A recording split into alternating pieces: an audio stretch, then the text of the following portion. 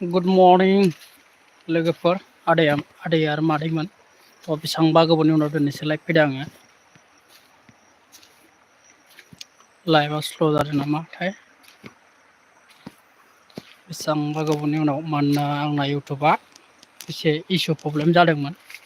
थ' दाख्लैसो गेवदों नालाय सेप्तेम्बर 16 तारिखआव गेवबाय 26 तारिखआव गेवबाय आरोना 16 तारिखलाय सरि 26 तारिखआव गेवबाय आरो एबारनिफ्राय लाइभ नुबाय थागोन आंखौ लाइभबो नुगोन ओरैनो ब्लगबो नुसिगोन आरोना एबारनिफ्राय थ' बिराद अखा हानानै दा नै लामाफोरानो अबस्था गैया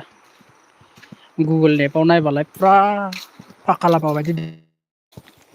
दा नायबानो जाबाय आरो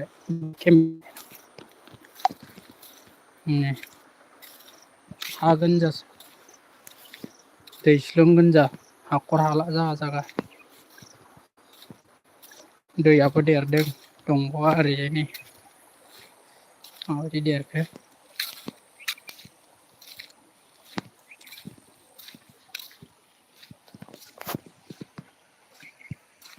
लामायानो अबस्था खाराब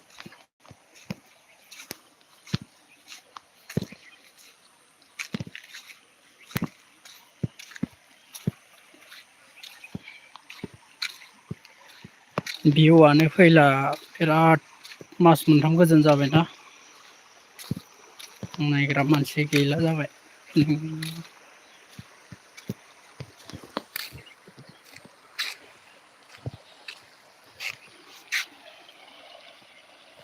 देरदों नै दैयानो दै